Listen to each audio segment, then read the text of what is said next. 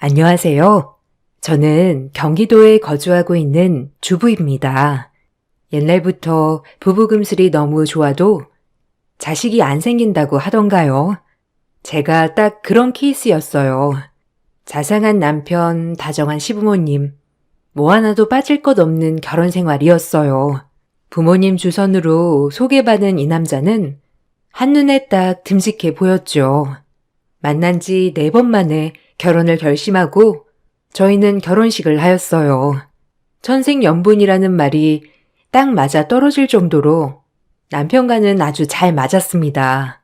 맞선으로 결혼한 것이었지만 이 세상 그 누구보다도 사랑스럽고 믿음직스러운 남자였죠. 그런 남편과 처음부터 취향, 성격 모두 비슷했어요. 사업하는 남편과 아이들의 과외 선생님인 저는 벌이가 넉넉하였기에 결혼을 하면 무조건 아이는 많이 낳자라고 합의도 보았었죠.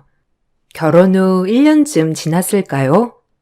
저보다 늦게 결혼한 친구들은 하나둘씩 이제 아이를 낳고 가정을 꾸려나가 살고 있는데 저희에겐 소식이 없었어요. 1년 정도 지나니 시댁에서도 궁금해하시는 눈치였고요. 특별히 눈치를 주시는 건 아니었지만 괜시레 마음이 무거웠어요. 아가, 혹시 소식 없냐? 부담 주려는 건 아니고 너도 그렇고 남철이도 그렇고 아이는 좋아하는 것 같은데 혹시 계획 없니? 에이, 아니에요, 어머니. 궁금하실 만하죠. 저희도 기다리고 있는데 쉽지 않네요. 빨리 남철 씨 닮은 아들 하나 낳고 싶은데. 너무 부담 갖지 말아라. 너무 부담 가지면 또 생길래도 안 생겨. 그냥 마음을 편하게 가지렴. 우리도 재촉하는 게 아니고 혹시나 아기 생각이 없는지 궁금해서 물어본 거란다. 혹시라도 오해하지 마라. 다 때가 되면 아기 천사가 올 거야. 걱정 놓으렴. 어머님이 그렇게 말씀해 주시니 감사해요. 노력해 볼게요.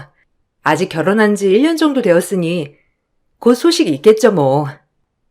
시부모님은 혹여나 제가 부담을 가질까 조심스레 물어보았지만 역시나 제가 해드릴 수 있는 대답은 기다리고 있다 뿐이었어요. 그렇게 하루하루 아이를 기다리며 시간을 보내고 있을 때쯤 4년이란 세월이 흘렀어요. 결혼 5년 차가 되니 이제 나이도 어린 게 아니라서 너무 불안하더라고요.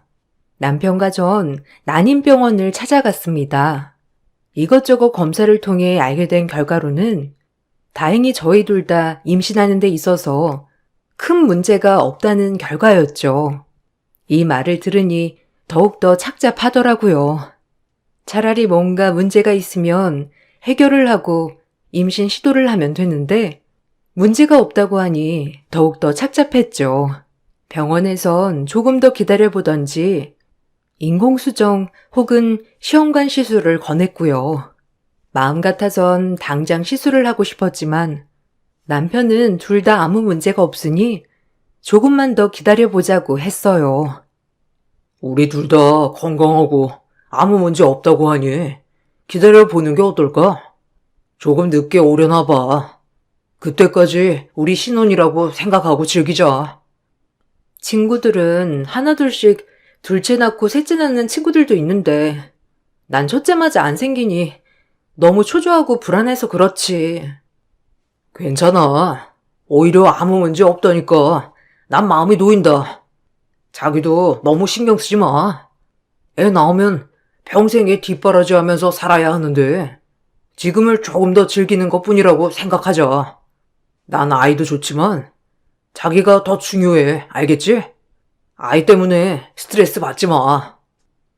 자기가 그렇게 말해주니까 고마워. 나도 조금 더 마음을 편안히 가져볼게. 그래, 자연 임신 시도하면서 조금 기다려보자. 결국 자연 임신을 시도해보기로 하고 저희는 시술을 미뤘어요. 저희가 임신이 너무 간절한 걸 알다 보니 시어머니께서는 제게 흑염소즙, 몸이 따뜻해지는 한약 등 저에게 많은 것을 해주셨죠. 이런 어머니의 모습을 볼 때면 괜스레 죄책감이 들기도 했지만요.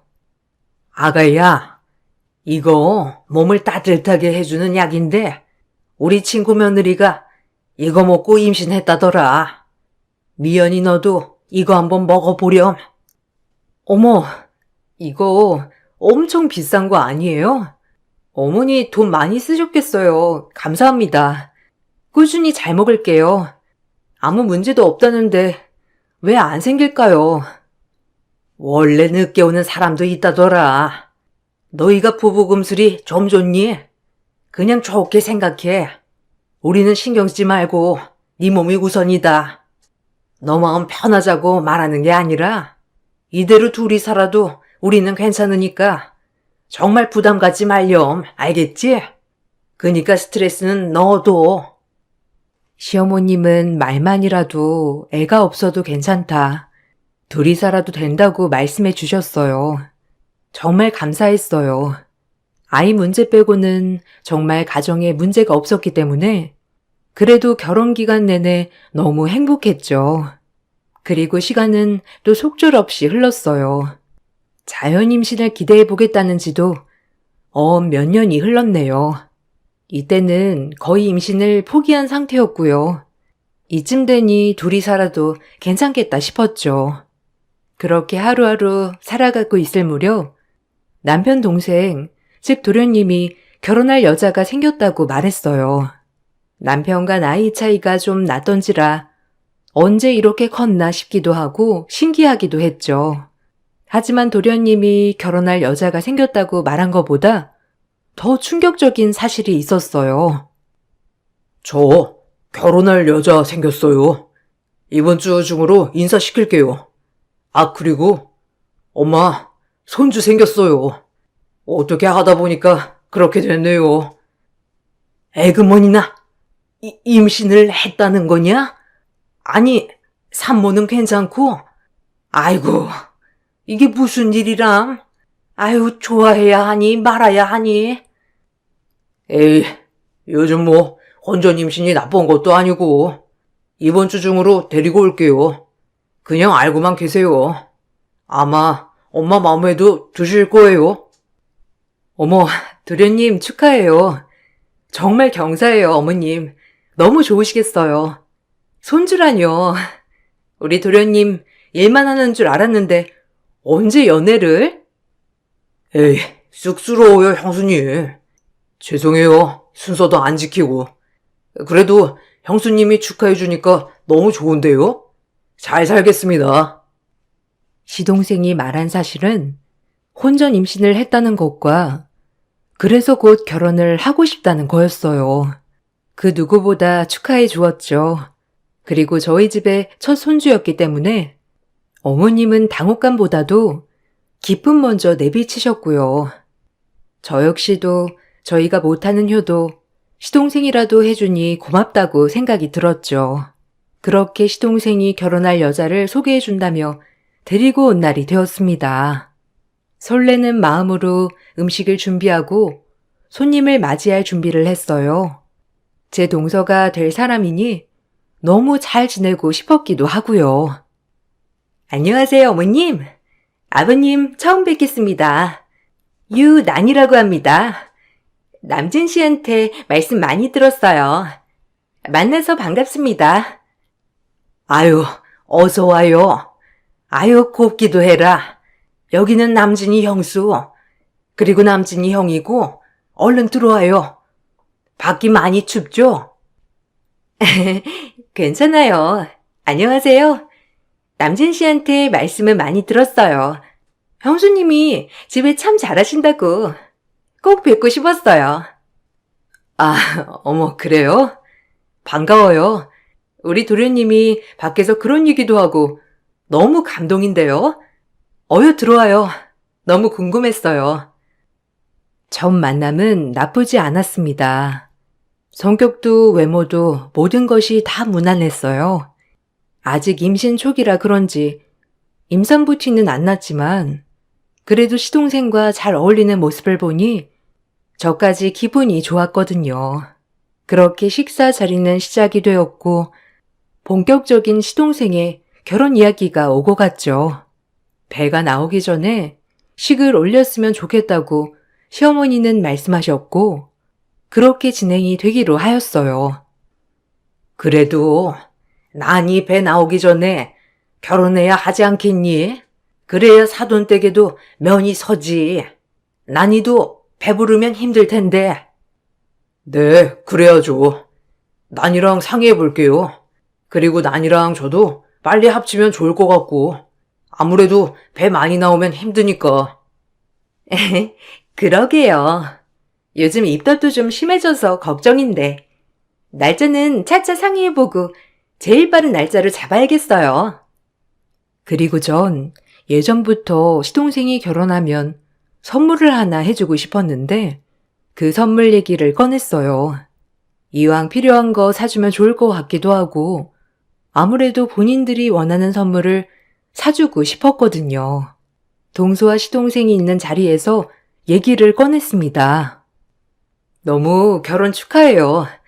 아, 그리고 뱃속의 아기도 너무 축하하고요.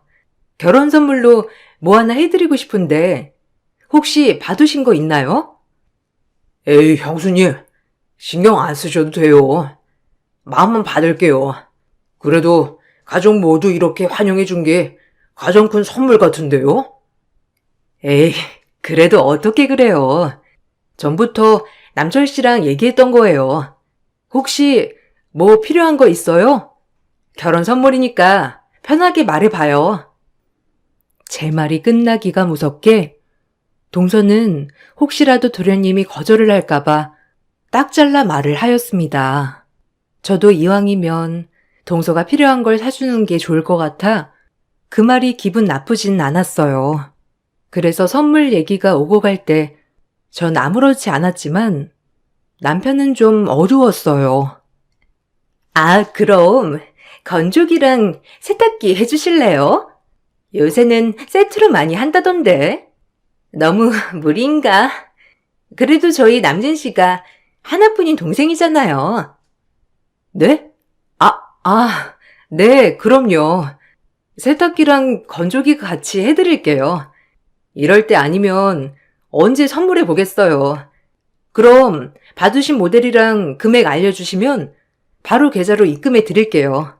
너무 축하드려요, 도련님. 그리고 나니 씨, 앞으로 우리 잘 지내봐요. 아, 너무 비싼데. 아니에요, 형수. 그냥 조그만 거나 해줘요. 세탁기랑 건조기는 무슨. 진짜 괜찮아요. 차라리 다른 거 해주세요. 아이, 비싸기가 뭐가 비싸. 원래 형제들이 이 정도는 해주는 거야. 나야 뭐 외동이고 하니까. 형제가 없지만 자기네 형이랑 형수 잘 나간다면서. 이럴 때 손윗사람 놀이 해보는 거지. 안 그래요? 감사하게 받을게요. 남진 씨는 뭘 모른다니까. 살림은 내가 하는 건데. 아이도 태어나면 얼마나 세탁기 쓸 일이 많은데. 아, 그리고 말 편하게 놓으세요, 형님. 형님이라고 불러도 되죠? 형님, 감사합니다. 결혼 선물 치고 가전 하나는 해줄 생각이었지만 2개를 세트로 사달라고 하니 너무 조금 당황했지만 제가 해주기로 한 거였고 저 역시 도련님께 이럴 때 선물하자는 생각으로 통 크게 선물 준비를 하였어요. 시어머니는 동서의 말투를 보고 그다지 기분이 좋아 보이진 않았지만 원래가 그러려니 하시는 분이니 뭐라고 하진 않으셨어요. 당황한 건 도련님이었습니다. 얼굴이 새빨개지더군요. 그렇게 저희는 그날 집으로 돌아왔습니다. 남편도 그렇게 기분이 좋아 보이진 않았어요. 기분이 안 좋은 이유는 딱 한 가지였죠. 자기 왜 그래? 아까부터 표정이 좀 안 좋던데 혹시 나니 씨 때문에 그래? 그냥 요즘 젊은 친구들이 다 그렇지 뭐.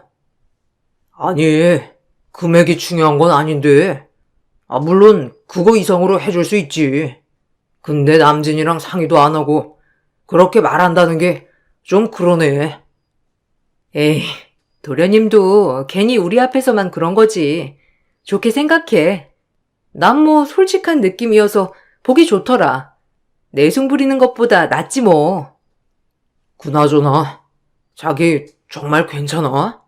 기다리는 아기가 우리한테는 안 오고 결혼도 안 한 남진이네한테 갔으니 자기 마음이 안 좋을 것 같아. 아니야. 뭐 솔직히 어머님께 죄송했었는데 오히려 마음이 좀 편해지더라. 도련님네가 대신 손주 안겨드리면 오히려 어머님도 좀 나으실 거야. 내 마음 헤아려주는 건 당신밖에 없네. 고마워요. 자기 안 만났으면 어땠을까? 상상도 하기 싫다. 우리한테도 곧 올 거야. 너무 스트레스 받지 마. 난 누누이 말하지만 네가 먼저야, 알겠지? 그리고 남진이 선물 고마워 정말. 늘 내 마음 먼저 헤아리는 남편이 있어서 행복했어요. 그리고 도련님은 결혼식을 준비하기 시작했습니다. 직업이 과외 선생이다 보니 스케줄을 조절할 수 있어서 제가 어머님을 도와 결혼 준비를 도와주었어요. 결혼을 준비하는 과정에서도 동서는 어머님이 해준 예물을 가지고 도련님이랑 크게 싸우기도 하였죠. 다행히 어머님은 듣지 못하셨지만 이건 아닌 것 같았어요. 제가 있든 말든 싸움을 했으니까요. 아니, 예물 이게 뭐야? 어머님 너무 센스가 없는 거 아니야? 아, 남들은 명품을 세트 발휘로 해준다는데 겨우 다이아 세트? 뭐? 너 솔직히 한 게 뭐가 있냐? 임신했다고 하고 지금 네가 뭐 하나 해온 거 있냐고. 내가 말을 안 하려야 안 할 수가 없네. 지금 나 아무것도 안 해온다고 무시하는 거야? 자기네는 형편이 되잖아. 나 무시하는 거야, 어머님? 그러니까 이 정도만 해주시지. 아, 그만 좀 해. 형수 앞에서 창피하지도 않아? 아, 죄송해요, 형수. 요즘 결혼 준비로 난이가 스트레스를 많이 받아서 그래요. 발이 안으로 굽는 건 아니지만 정말 보자 하니 이건 아니다 싶었어요. 위아래도 없고 누가 있든 말든 신경 쓰지 않고 동서의 입장만 표명하는 모습이 너무 보기 안 좋았거든요. 그리고 거기에 쩔쩔매는 도련님도 안타까웠고요. 이건 아니다 싶어 제가 한마디 거들었어요. 저도 참았어야 하지만 어머님의 선물을 그런 식으로 폄하하는 모습을 보고 참을 수가 없었거든요. 동서, 아무래도 어른이 해주신 선물을 가지고 도련님한테 마음에 안 든다는 둥, 친구들이랑 차이 난다는 둥, 이건 좀 아니지 않아? 네? 지금 저한테 뭐라고 하시는 거예요? 이 문제는 남진 씨랑 얘기할 문제니까 형님은 신경 끄세요. 그리고 형님 같으면 화 안 나겠어요? 아니, 이 집 자식을 내 뱃속에 잉태하고 있는데 다이아 1캐럿이 뭐예요? 아, 참나. 남들은 명품 가방에 팔찌에 머리부터 발끝까지 세팅해준다는데 이건 뭐 홀랑 액세서리 세트?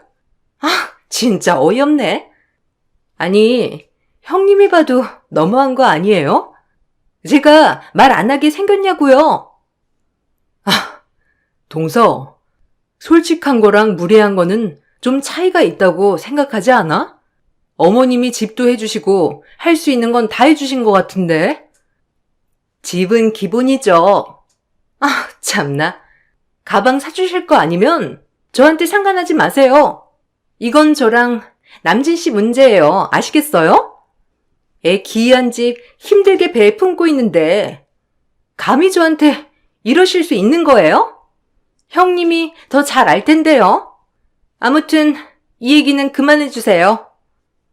너? 말 그만 못해? 이게 어디서? 아, 형수님, 정말 죄송해요. 그만 가자. 너 나랑 따로 얘기해. 형수님, 저희 가볼게요. 죄송해요. 기가 막혀 입이 떡 벌어졌어요. 요즘 젊은 친구들이 솔직하다 뭐하다 하지만 어른의 선물을 하찮게 여기는 것도 모자라 저한테 또박또박 말대꾸하는 모습을 보니 말이 안 나왔어요. 그렇다고 동서가 시집 올 때 많은 걸 해왔냐고요? 아닙니다. 전혀 정말 못 만났어요. 병원 간호조무사로 일하고 있는 동서는 모아놓은 돈도 없다고 하였죠. 너무 기가 막혔습니다. 직업적으로 차별을 하는 건 아니지만 저희 도련님은 세무사거든요. 그런데도 모자라 처음부터 돈 하다니요. 어처구니가 없었어요. 그리고 그 후부터 동서는 절 대놓고 무시하기 시작했습니다.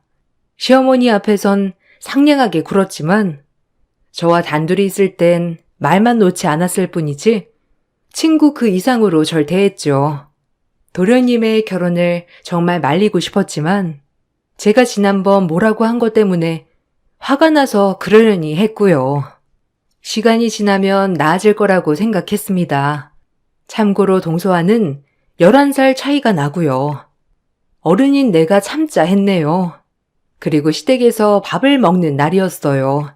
그날도 도련님과 동서는 크게 한바탕한 얼굴이었습니다. 동서, 요즘 입덧은 어때? 동서가 갈비찜 좋아한다고 해서 갈비찜 했는데 좀 먹을 수 있으려나? 괜찮으면 좀 먹어봐봐. 아, 요즘 입맛이 통 없네요. 결혼 준비할 것도 많고 그리고 입덧도 있다 없다 하는데 아, 형님은 모르시려나? 넌 무슨 말을 그렇게 해? 아, 형수님, 죄송해요. 얘가 어려서 좀 철이 없어요. 형수님이 이해해 주세요. 그래, 새아기는 말조심 좀 해야겠더라. 뜻이 어떻든 간에 상대방이 조금 불쾌할 수도 있잖니, 안 그러니? 조심하렴. 네, 어머니, 죄송해요. 저는 그냥 입덧 한 번도 안 해보신 형님이니까 그런 건데. 죄송합니다, 형님. 앞으로 주의할게요. 동서의 말이 무슨 뜻인지 너무 잘 알았기 때문에 눈물이 나오는 걸 참았어요. 아이 문제는 좀 면역이 됐다고 생각했는데 갑자기 치고 들어오는 입덧 소리에 할 말을 잃었죠. 그리고 동서의 말투가 뻔히 저를 약오르게 하는 것 같아 화도 났네요. 다행히 시어머니는 동서의 말투를 알아채고 따끔히 혼내주셨지만 얼마나 절 무시하면 저런 말을 할 수 있는지 기분이 나빴어요. 그날 어떻게 밥을 먹었는지 기억도 안 날 만큼 지나갔고 그 일이 있은 후 동서를 만나는 게 스트레스가 되었죠. 앞으로 평생 볼 사이인데 저런 인성을 가진 동서랑은 진짜 아닌 것 같다 싶었고요. 어찌해야 할지 고민이 깊어가고 있었죠. 그리고 전 그 스트레스를 뒤로 한 채 일상을 살아가고 있었어요. 고등학교 애들 입시 과외를 하고 있다 보니 나름 바빴죠. 선생님 갈게. 내일까지 모의고사 문제 틀린 거 풀어놓고 지난번에 틀렸던 거 또 틀리면 안 된다. 이건 네가 집중을 안 해서 그래. 네. 아, 쌤. 너무 어려워요. 내일도 오시는 거예요? 아, 그냥 다음 주에 오시지. 저 할 거 많은데. 이거 문제 어려워요. 어려운 걸 풀어내야 네 문제가 되지. 까분다. 내일까지 풀어놔. 선생님, 내일 이 시간에 올 거야. 선생님, 진짜 간다? 그렇게 학생과 인사를 하고 집에 가려고 현관대문을 나오는데 어디서 익숙한 소리가 났어요. 뭐지? 하고 뒤돌아보니 저를 앞질러 지나가는 동서였죠. 그리고 그 옆에 다른 남자의 팔짱을 끼고 가는 모습이었고요. 너무 놀라 숨었네요. 남동생인가 싶어 몰래 뒤를 밟았는데 보통 사이가 아닌 것 같더군요. 홀린 듯 그들의 뒤를 밟았습니다. 평생 심장 떨리는 일은 해본 적 없는 저지만 이번에는 뭐에 홀렸는지 동서 뒤를 밟고 있더라고요. 그리고 한 카페에 들어서는 동서네를 뒤따라가 몰래 뒤 테이블에 앉았죠. 충격 그 자체였어요. 딱 봐도 엄청난 사이였거든요. 서로 케이크를 먹여주고 부둥켜 안고 난리 사진을 못 찍은 게 아쉬웠죠. 아유, 괜찮다니까. 어차피 그 오빠는 지인 줄 알아. 아니, 좀 가방이나 이런 것 좀 사달라고 했더니 결혼하고 사준대잖아. 아우, 짜증나. 하여튼, 야, 한 건 크게 물었으니까 무조건 반띵이다. 내가 입 안 다물면 너도 어차피 끝나는 거야. 알겠지? 협박하네, 이게. 애 아빠가 그러면 되겠어? 하여튼 한 건 하고 끝내야지. 그 집 얼마나 숨 막히는데. 다들 고리타분해가지고. 듣고 있는데 부들부들 떨렸어요. 제가 아는 동서가 맞는지 어차피 대바라진 건 이미 알았지만 저러고 돌아다닐 줄은 정말 몰랐습니다. 손발이 벌벌 떨리고 이걸 어찌해야 하며 불쌍한 도련님 생각에 아찔했어요. 그리고 가만두면 안 되겠다는 생각을 했죠. 동서와 그 남자의 뒤를 계속 밟았습니다. 시간이 되니 동서랑 헤어지는 남자를 뒤쫓았죠. 그리고 무슨 용기가 나서인지 앞장서 다그쳤어요. 그 남자는 너무 놀랐는지 순순히 불더라고요. 둘 다 나이도 어린 것 같은데 정말 한심하기 짝이 없었죠. 안녕하세요? 저 유난희 씨랑 가족으로 엮일 뻔한 사람이에요. 지금 그쪽 얘기하는 거 들었어요. 아니, 어떻게든지 말해줄래요? 뭐가요? 지금 뭘 듣고 와서 저한테 이러는 거예요? 뭘 들으셨는지 모르겠지만 오해요. 전 드릴 말씀 없습니다. 너 콩밥 먹고 싶니? 둘이 쌍으로 깜빵 가기 싫으면 이쯤 불어. 너한테 피해는 안 가게 할 테니까 당장 부르란 말이야. 그 남자가 한 말은 아주 대단했죠. 시동생과 예비동서는 만난 지 얼마 안 된 사이였고 실수로 인해 애가 생겼다고 했지만 그 아이는 사실 지금 남자의 아이였고 제 시동생이 세무사인 걸 알게 되고 한몫 단단히 뜯으려는 심보로 시집을 오려고 한 거고요. 그리고 어느 정도 챙겼을 때 제 시동생과 이혼을 할 계획이라고도 말했어요. 너무 충격적이었습니다. 대바라지고 어린 줄만 알았는데 아주 이렇게 끔찍한 생각을 가지고 있었다니 기가 막힐 따름이었죠. 전 이 말을 전부 녹음했어요. 그리고 그 남자에게 동서한테 알리는 순간 남자까지 쌍으로 묶어 콩밥을 먹인다고 협박을 하였죠. 이렇게 끔찍한 것을 어떻게 하면 똑같이 당하게 할까? 이 생각뿐이었습니다. 그리고 부들부들 떨리는 마음으로 집에 왔어요. 곧 명절이었거든요. 전 철저히 계획을 세웠습니다. 아주 망신을 제대로 당하게 해주리라고요. 예비 부부가 될 뻔한 시동생은 명절에도 예비 동서를 데리고 왔어요.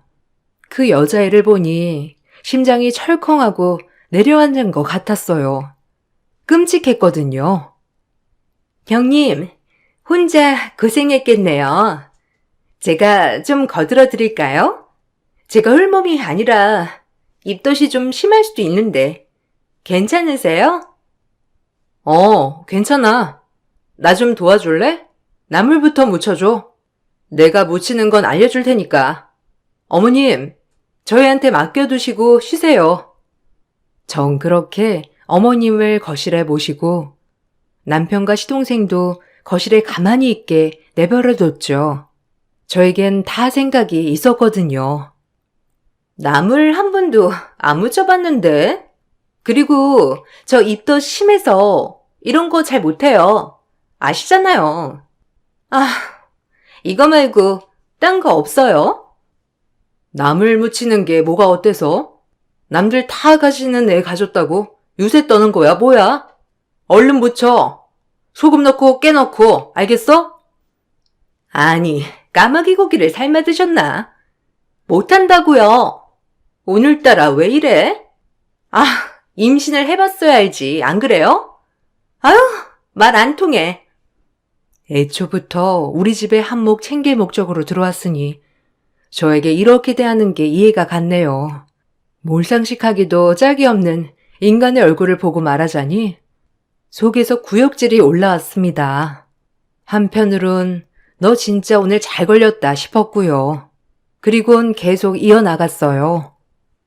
전부터 임신 가지고 되게 유난이네. 동서는 임신 얘기 말고는 내세울 게 없나 봐. 얼마나 본인 주제가 그러면 그러겠어. 안 그래? 제 말이 끝나기가 무섭게 제가 붙이고 있던 육전을 집어던지며 말하더군요. 아주 천성 자체가 글러먹은 인간이었어요. 지가 뭘 안다고? 8년간 애 하나 못 낳은 게 무슨 형님이야. 내가 꼴에 형님 대접해주니까 진짜 뭐라도 된 줄 아세요? 정신 차려요. 뭐? 정신 차려? 정신은 네가 차려야 할 것 같은데 네 뱃속에 그 누구씨인지도 모르는 애 달고 이러고 싶니? 정신머리가 왜 그래? 뭐라고요? 아, 형님, 본 모습이 나오는군요. 누구씨라뇨? 무슨 말을 그렇게 해요? 우리 남진 씨 애 가지고 지금 무슨 말을... 닥쳐. 남의 애인지 누가 모를 것 같아? 이 녹음 들려줘야 되겠어? 네가 무슨 수로 우리 착한 도련님을 꼬셨는지 몰라도 천만 다행이지. 너 같은 거 우리 집 식구 될까봐 정신이 아득했는데 나이도 어린 게 어쩜 그리 쓰레기처럼 살아? 정신 똑바로 차려 이년아. 제 말을 듣고 입을 다물지 못하는 그 여자였네요. 그리고 저에게 무릎을 꿇더군요. 아주 기가 막힐 노릇이었어요. 이렇게 쉬운 무릎이었다니. 일단 제가 다 말씀드릴게요. 여기서 목소리 좀 낮춰주세요. 네? 거실에 남진 씨가 다 듣겠어요. 제발요. 제가 이렇게 빌게요, 형님. 형님? 입 안 다물어? 소름 돋으니까 그 형님 소리 집어치워. 그리고 지금 네가 이런다고 해결될 게 아니야. 이미 거실에서 다 보고 계셔. 전 홈캠을 살짝 설치해놓고 지금 있는 모든 상황을 거실 TV로 생중계를 켜놨죠. 거실에선 인기척 또한 없었어요. 전 거실에 나갔습니다. 충격을 받은 시동생과 시어머니, 그리고 남편이었죠. 그리고 전 거실에 나가 정확한 녹음 파일을 들려주었어요. 도련님에겐 너무 잔인했지만 그래도 결혼 직전 이런 일이 일어나 정말 다행이라고 생각했어요. 들으셨죠, 어머님 도련님? 저도 많이 놀랐어요. 그래도 이 결혼 정말 아닌 것 같아서요. 도련님이 충격이시겠지만 현실이에요. 죄송해요, 어머님. 많이 놀라셨죠? 미안해, 여보.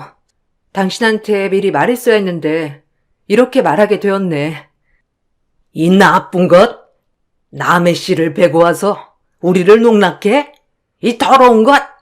참말로 다행이다. 너 같은 거 며느리 들일 생각에 아주 착잡했는데 우리 조카가 검사야. 내가 널 가만둘 줄 알아? 우리 불쌍한 남진이 신세 조질 뻔한 거 가만 안 둔다, 알겠어? 발칙한 거 같으니라고. 어머니, 오해세요. 그게 아니라 저도 최근에 알았어요. 정말 고의가 아니었어요.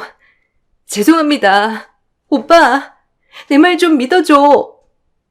아, 기가 막혀. 너 지금까지 받은 거부터 시작해서 다 가져와. 그리고 가만 안 둘 줄 알아? 네가 감히 우리를 농락하고 무사할 것 같았어? 오빠, 아니야. 알잖아. 내가 그럴 사람으로 보여? 오해라고. 형님이 지금 무슨 소리를 듣고 와서 그러는지 나만 믿어야지. 그만해. 그리고 이 집에서 얼른 나가. 그나마 뺨이라도 맞고 싶지 않으면 너 내가 뱃속에 아기 때문에 참는 줄 알아. 안 그랬으면 벌써 뺨 한 대 날아갔어. 알겠니? 그리고 그 애를 낳아 키울 거면 내면을 좀 가꾸렴. 죄 없는 네 아기가 불쌍하니까. 도련님과 시어머니는 길길이 날뛰었고 동서는 무릎을 꿇고 싹싹 빌었죠. 어머닌 정말 가만두지 않겠다고, 실제로 법으로 다스리겠다고 알아보고 있습니다. 그리고 전 도련님에게 큰 상처를 준 것 같아 마음이 쓰였지만 도련님이 오히려 저에게 사과를 해 주셨어요. 그리고 고맙다는 말도 함께요. 결혼을 준비하며 사치스러운 동서 때문에 정말 많이 참았다고 하면서 오히려 구제해줘서 고맙다고 하더라고요. 아마 제 마음 편하라고 말씀해 주신 거지만요. 저희 집은 이런 일이 있고 나서 더욱더 끈끈해졌어요. 형수, 고마워요. 내가 무슨 말을 어떻게 해야 할지. 형수도 그동안 마음고생 심했죠? 다음에 결혼할 여자가 생긴다면 형수 먼저 보여줄래요. 전 이제 형수가 골라준 여자랑 장가 갈 거예요. 고마워요. 제 인생 구제해줘서 정말 감사합니다. 예, 수고했다.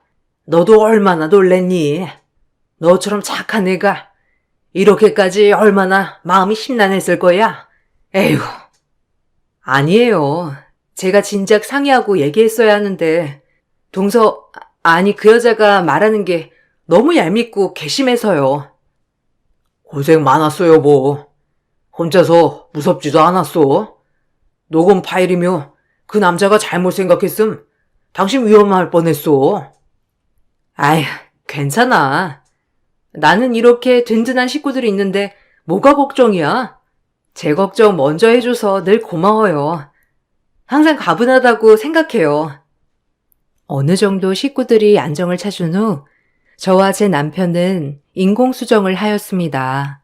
아이가 없어도 살 수 있을 것 같았지만 이번 일을 겪으면서 꼭 아이를 더 낳고 싶어졌거든요. 상심한 어머님께 손주 하나를 꼭 안겨드리고 싶기도 했고요. 다행히 나이가 있는데도 불구하고 1차 만에 임신이 되어 지금은 임신 4개월입니다. 다행히 안정기는 지나갔죠. 요즘은 아이 때문이라도 좋은 생각만 가지고 살려고 하고 있고요. 가끔 그 파렴치한 여자애를 생각하면 어이가 없다가도 지금은 하나의 에피소드가 되었죠. 도련님에게 이 아픔은 쉽게 가시지 않겠지만 도련님도 인생 공부를 많이 했다고 생각하고 있어요. 긍정적으로 말이에요. 뭐, 이 아픔 치유되려면 시간이 필요하겠지만 그래도 이번 기회로 인생 공부 많이 한 것 같아요. 엄마, 형수, 형, 죄송해요. 도련님이 뭐가 잘못이 있어요. 작정하고 사기치면 누가 알겠어요. 속인 사람이 잘못이죠. 그런 생각 마세요, 도련님. 그래, 그런 생각 마라. 앞으로가 중요한 거지. 네가 뭐가 잘못이야? 속이려고 작정한 사람들이 나쁜 거지. 인생 공부했으면 됐다. 그래, 이번 기회로 우리 가족이 더 단단해졌다고 생각하자. 그리고 난 가만히 있지 않을 거야. 고소라도 해야지. 그리고 어머님은 법적 절차를 통해 정신적 피해 보상을 요구로 그 여자와 남자에게 고소를 진행하였어요. 다행히 조카분이 검사셔서 이 부분에 대해 잘 알아서 해줬거든요.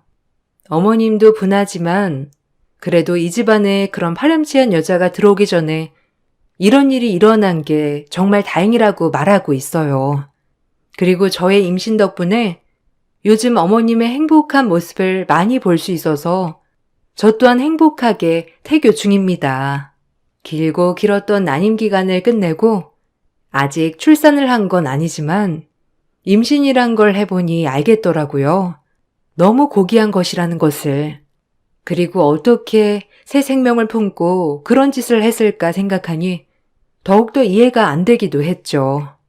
중간중간 소송을 하면서 들리는 얘기로는 그 남자와 아이를 낳고 지내고 있다고 하더라고요. 시동생에게 전화로 제발 합의해달라고 고소 취하해달라고 하면서 애원을 한다고 하는데 그렇게 콧대 놓고 앞뒤 분간하지 못했던 모습과는 전혀 다른 모습을 보이니 한편으론 애처롭기도 했네요. 어린 나이라 그런가 싶기도 하지만 못된 생각을 가진 만큼 벌을 받아야 한다고 생각하고 있고요. 이 글을 쓰면서 우리 아이만큼은 인성이 바르고 훌륭하게 키워내야겠다고 생각합니다. 그럼 이만 제 글을 마쳐보려고 해요. 날이 아직 풀리진 않았는데 겨울 감기 조심하세요. 그리고 제 글 읽어주셔서 너무 감사드립니다. 안녕하세요. 저는 현재 남편과 이혼을 한 지 한 달 된 40대 초반 여자입니다. 지금도 그날 겪었던 충격적인 일로 인해 정신과 치료를 받고 있을 정도로 힘겨운 삶을 살아가고 있습니다. 사람은 자신이 원하는 걸 얻기 위해선 무슨 짓이든 다 할 수 있다는 걸 이번 일을 통해 확실하게 알 수 있었어요. 여러분들께서도 아마 제 사연을 듣게 되신다면 전혀 예상하지 못한 전 남편의 행동에 엄청난 충격을 받게 되실 테고 제가 왜 이혼을 했는지 이해하실 것 같습니다. 저희 부부관계에 문제가 생기기 시작한 건 6개월 전부터였어요. 그 전부터도 좋은 관계는 아니었지만 그래도 그렇게 나쁜 건 아니었는데 언제부터인가 상당히 예민한 반응을 보이더니 매 순간마다 항상 저에게 짜증을 냈어요. 저도 사람이기 때문에 상처를 받게 되는 건 당연한 건데 남편은 상처를 받든 말든 그런 건 전혀 상관하지 않았습니다. 갑자기 변한 남편의 성격에 적응이 되지 않았던 저는 도대체 왜 그러는 건지 이해할 수 없어 대화로 풀어나가려 했지만 남편은 자신의 속마음을 전혀 표시하지 않았어요. 이유를 알지 못하니 하루하루가 답답할 뿐이었습니다. 어떻게 해야 할지 몰라 여러 가지 방법으로 남편의 기분을 풀어주려 많은 노력을 했었죠. 하지만 돌아오는 건 언제나 차갑고 상처되는 말밖엔 없었어요. 이런 문제가 반복이 되다 보니 저 또한 지칠 대로 지쳐버려 더는 상대조차 하지 않았습니다. 어쩔 때는 아이도 없는데 그냥 이혼해버릴까? 이런 생각이 떠나지 않을 정도로 남편한테 너무 큰 실망을 했어요. 이런 심각한 부부관계에 제가 버틸 수 있었던 건 시모가 항상 저를 딸처럼 대해주셔서 남편이 서운하게 해도 그냥 넘길 수 있었습니다. 하지만 날이 가면 갈수록 남편의 지나친 행동은 저를 점점 지치게 만들었어요. 결국 이 문제로 인해 시모 옆에서 대판 싸우게 되었고 제 입에서 이혼 얘기까지 나와 버렸습니다. 차라리 당신이랑 이혼하는 게 좋겠어. 나 이렇게는 도저히 못 살아. 요즘 나를 왜 못 잡아먹어서 안달인데? 잘못한 것도 없는 나한테 화를 내는 이유가 뭐야? 네가 그냥 내 옆에 있는 것 자체가 짜증이 나는 걸 어떻게 아냐? 너도 싫고 병들어 움직이지 못하는 우리 엄마도 짜증이 난다고. 도대체 언제까지 이렇게 살아야 되는지 모르겠어. 정말 지긋지긋하다고. 너는 하는 행동 모든 게 답답하고 엄마는 맨날 죽겠다는 소리를 입에 달고 있으니 내 기분이 어떻겠소? 어머님이 건강이 안 좋으시니까 당연한 거지. 그리고 어머님이 이렇게 된 게 누구 때문인데? 네가 술을 마셔도 적당히만 먹었으면 이런 일은 없었을 거라고.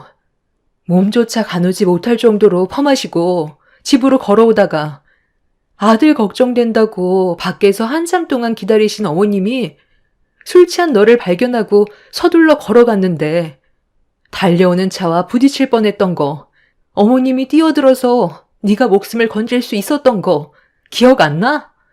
그런데 방금 뭐라고 그랬어? 너를 낳아주고 목숨까지 구해줬는데 병들어서 짜증이 난다고? 정말 제정신이 아니구나. 어머님 다리 저렇게 된 거 평생 잘못을 뉘우치며 살아도 모자랄 판에 어디서 큰 소리야? 내가 언제 구해달라고 그랬어? 엄마가 자의적으로 선택해서 일이 이렇게 된 것뿐이잖아. 그래서 뭐 어쩌라는 건데? 이미 한쪽 다리 없는 거 내 다리라도 떼서 붙여주면 되는 거야? 나는 엄마가 이 세상에서 하루빨리 사라져줬으면 좋겠어. 엄마 때문에 되는 일도 하나 없다고. 차라리 그때 그냥 떠나지 그랬어. 저는 더는 남편의 버릇없는 행동을 들어줄 수가 없어 시모가 보는 앞에서 얼굴에 손을 올려 버렸어요. 뺨을 맞게 된 남편은 본인도 화가 치밀었는지 제 뺨에 손을 올렸고 상황이 심각해지자 시모는 힘든 몸으로 남편한테 기어가 발목을 잡은 뒤 눈물을 흘리시면서 나중에 후회하지 말고 저한테 잘해야 된다며 괴로워하셨습니다. 교통사고로 인해 시모는 한쪽 발을 잃게 된 이후 함께 생활하게 됐었는데 여러 가지로 불편한 점들이 많아지게 되자 남편은 그런 삶이 싫었는지 불만은 날이 갈수록 더 심해지고 있었어요. 서로 계속 얼굴을 붉힌다면 결국 남는 건 상처밖에 없기 때문에 저와 시모는 최대한 좋게 지내려고 정말 많은 노력을 했었지만 달라지는 것도 없었죠. 집 밖으로 뛰쳐나간 남편의 뒷모습을 보면서 앞으로 어떻게 살아야 할지 너무 걱정이 됐었어요. 시모는 모든 게 본인 탓이라며 힘들어했고 저는 그런 시모를 위로하며 남편이 예전의 모습으로 다시 돌아올 수 있을 거라고 안심시켜 드렸지만 저 또한 남편 때문에 정신적으로 너무 힘이 들었어요. 어떻게 해야 할지 몰라 괴로웠고 하루빨리 이런 불안한 생활이 끝나길 간절히 바라는 것 말곤 제가 할 수 있는 건 아무것도 없었어요. 그렇게 남편과 저는 안 좋은 관계를 계속 유지하면서 힘든 날들을 보내고 있었는데 어느 날 남편이 짐을 챙기고 있길래 뭐 하는 거냐고 물어보니 그동안 자기가 했던 행동들에 대해 뉘우치는 게 많다면서 시모가 교통사고가 난 이후 다리를 잃은 것 때문에 정신적 충격이 너무 커서 힘들었었다는 말을 했어요. 그리고 앞으론 행복하게 살고 싶다며 함께 여행을 가기 위해 준비 중이라고 갑자기 변한 모습을 보이길래 저와 시모는 당황해 아무 말 없이 남편을 바라만 보고 있었습니다. 짐을 전부 싼 남편은 소파에 앉아있는 시모를 안아들어 밖으로 나가 차에 올려 태우길래 너무 놀라 화를 내게 되었죠. 어머님이랑 내 의견은 아무 상관없다는 거야? 왜 이렇게 막무가내로 행동하는 건데? 계획도 없이 떠나는 게 어디 있어? 끝까지 당신 멋대로 할 거야? 너는 필요 없으니까 빠져. 엄마랑 나랑 단둘이 여행 떠날 거야. 하루라도 잔소리 안 하는 날이 없지. 이번만큼은 방해하지 마. 내가 원해서 하는 거니까. 네가 어머님을 어떻게 챙길 건데? 장애가 생기신 이후 단 한 번도 돌봐드린 적 없었잖아. 이건 옳은 방법이 아닌 것 같으니까 충분히 상의하고 우리 관계 어느 정도 정리가 된 다음 서로 마음이 진정이 됐을 때 다시 계획하는 게 좋겠어. 어머님도 이런 기분으로 여행을 떠나고 싶어 하실 것 같아? 제발 내 일에 방해 좀 하지 마. 엄마랑 여행 좀 가겠다는데 네가 뭔 상관이야? 그동안 너무 못해드린 것 같아. 바람 좀 쐬러 가는 것뿐이라고. 남편은 차 문을 잡고 있는 저를 밀친 뒤 출발을 했고 그 모습을 바라만 볼 수밖에 없었습니다. 시모는 저에게 걱정하지 말라면서 문자 한 통을 보냈습니다. 다리가 불편하시기 때문에 옆에서 계속 신경 써드려야 하는데 남편이 시모를 잘 보살펴 드릴 수 있을지 너무 걱정이 많았어요. 저는 시모에게 도착하시는 대로 목적지가 어딘지 알려달라고 부탁을 했어요.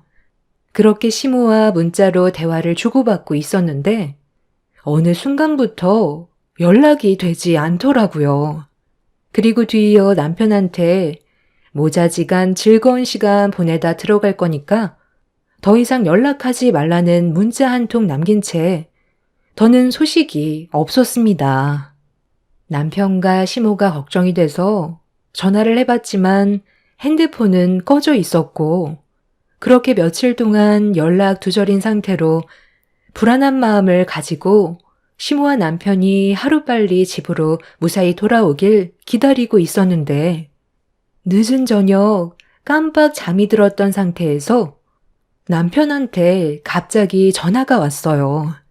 그동안 연락 한 통 없던 사람이 갑자기 전화를 했길래 너무 놀라 급하게 통화 버튼을 눌렀는데 수화기에서 들려오는 소리는 남편의 울음소리였고 오열을 하면서 병원이라며 시모가 세상을 떠났다는 믿을 수 없는 충격적인 말을 꺼내 놓았습니다.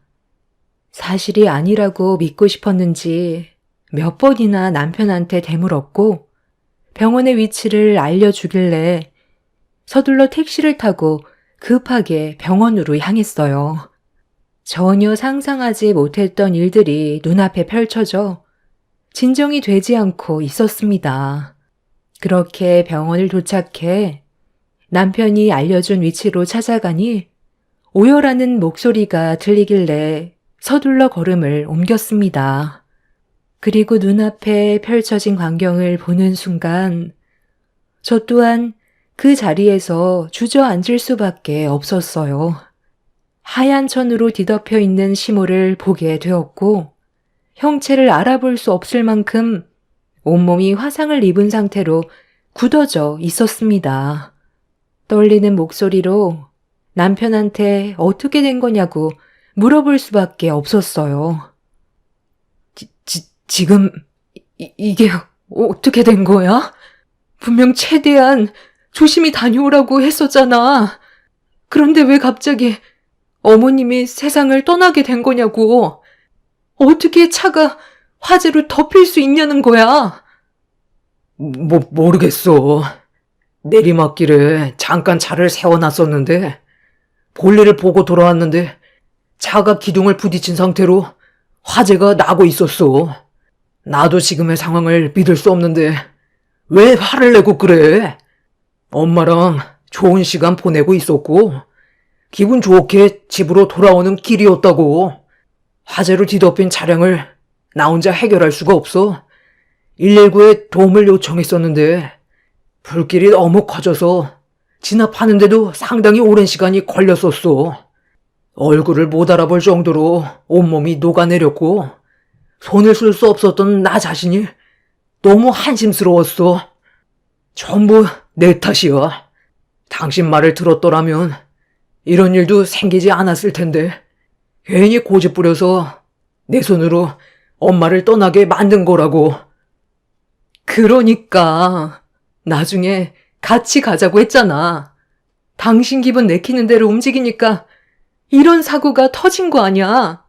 내가 옆에 있어줬어 봐. 이런 일은 전혀 일어나지 않았다고.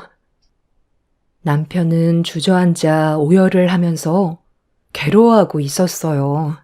남편을 원망한다고 시간을 되돌릴 수도 없었던 상태라 저 또한 너무 큰 충격을 받아 맨정신으로 버티는 게 너무 힘이 들었어요.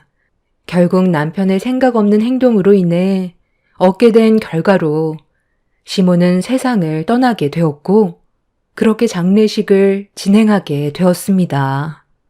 경찰은 단순 사고사로 처리를 했지만 저는 남편이 다리를 잃은 시모가 짐스럽게 느껴져 사고사를 위장해 세상을 떠나도록 치밀한 범죄를 저질렀다는 의심을 떨쳐버릴 수가 없었어요.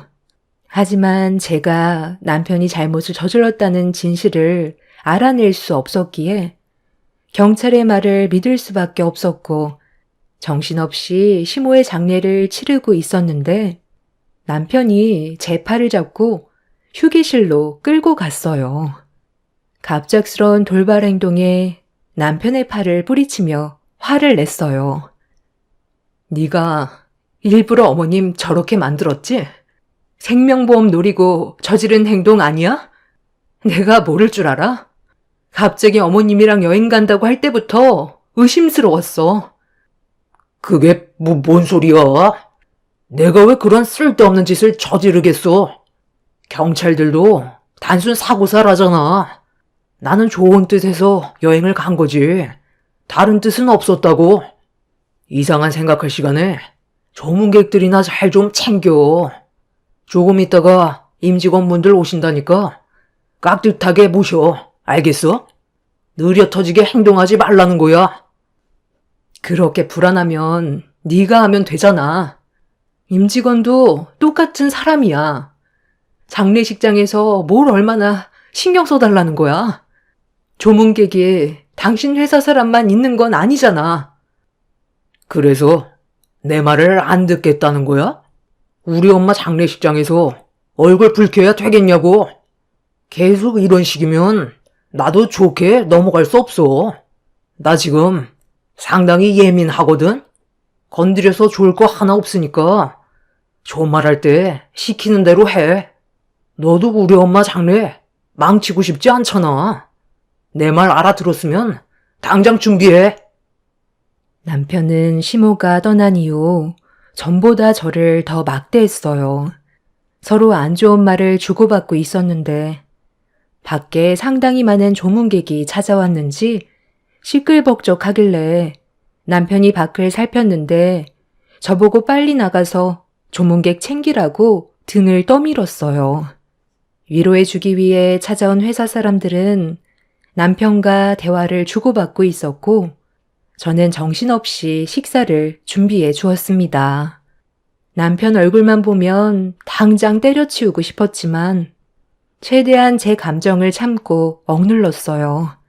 시모의 장례를 망치고 싶지 않아 묵묵히 할 일을 하고 있는데 회사 사람들과 술 한잔 걸친 남편은 많은 사람들이 보는 앞에서 저를 좋게 대하는 게 아닌 일하는 직원보다 더 못한 취급을 했어요. 그런데 잠시 뒤 회사에서 꽤 높은 위치에 있는 분들인지 몇몇 분들이 걸어오자 남편과 회사 사람들이 전부 자리에서 일어나 깍듯하게 90도로 인사를 하고 있었습니다. 그 모습을 잠깐 지켜보고 있던 저에게 남편이 갑자기 화를 내더니 뭘 멀뚱히 서 있냐고 많은 사람들 앞에서 소리치는데 쉬지 않고 일을 하고 있던 저에게 고생한다는 말 한마디 하지 않은 남편한테 너무 서운해 아무것도 하지 않았어요. 그리고 본인의 말을 따르지 않고 움직일 생각을 하지 않는 모습을 보던 남편은 충격적이게도 제 얼굴에 뺨을 올렸습니다. 그 순간 장례식장 안은 침묵이 흘렀고 저는 결국 울분을 토해냈어요. 넌 일생에 도움이 안 돼. 우리 회사 임직원분들께서 오셨는데 빨리 육개장 내올 생각은 하지 않고 뭘 쳐다만 보고 있어? 꼭 화를 내야 움직일 거야? 네가 감히 내 얼굴에 손을 올려? 이 많은 사람들이 보는 앞에서 술 마셨다고 지금 눈에 뵈는 게 없니? 너한테 회사 임원은 중요하고 결혼한 마누라는 함부로 막대해도 된다는 거야? 내가 지금 여기 좋아서 붙어 있는 줄 알아? 네가 제대로 일 처리를 못할까 봐 돌아가신 어머님이 너무 불쌍해서 장례식 도와주고 있는 건데 육개장 그거 조금 늦게 내보냈다고 내 얼굴에 손을 대? 오늘 네가 나한테 한 일에 대해서는 장례가 끝나고 고소할 거니까 콩밥 먹을 준비나 하라고. 너 지금 나 개망신 주려고 작정한 거지? 우리 회사 사람들 왔으면 내가 뭐라고 말하기도 전에 알아서 알아채야지. 어딜 감히 집안의 가장인 나한테 고개를 쳐들고 있어? 어차피 너도 끝이야. 내가 너랑 더 이상 살아갈 이유가 없는데 굳이 붙어 있을 필요 없잖아. 우리 엄마가 나를 위해 남겨준 생명보험으로 재출발할 거라고. 술을 얼마나 많이 마신 건지 앞뒤 분간하지 못하는 모습에 남편의 회사 사람들이 말렸지만 그럴 때마다 남편은 자기가 잘한 행동인 것처럼 저에게 삿대질을 하면서 장례식장을 난장판으로 만들었어요. 앞뒤 분간하지 못하는 남편을 더 이상 상대하고 싶지 않아 자리를 피하는 게 좋을 것 같다는 판단에 밖으로 나가려는데 뒤쫓아오던 남편이 제 머리채를 잡아 바닥으로 패대기를 쳤어요. 집안의 가장이 말도 끝나지 않았는데 자기를 무시한다면서 더 난리를 치고 있었습니다. 더는 사람으로 취급해줄 필요 없을 것 같아 남편의 뺨을 사정없이 올려친 뒤 장례식장을 빠져나오려 신발을 신으면서 우리 관계는 정말 끝이라고 소리를 치는 순간 계단에서 누군가 천천히 걸어 내려오고 있었어요. 그런데 한 사람은 누군가에게 부축을 받고 있었습니다. 그 광경을 제 두 눈으로 목격하자마자 입을 다물지 못했고 장례식장 안에 있던 많은 사람들은 수군거리기 시작했습니다. 부축을 받으면서 내려온 사람은 충격적이게도 세상을 떠나신 시모가 온전한 몸으로 저를 바라보고 계셨어요.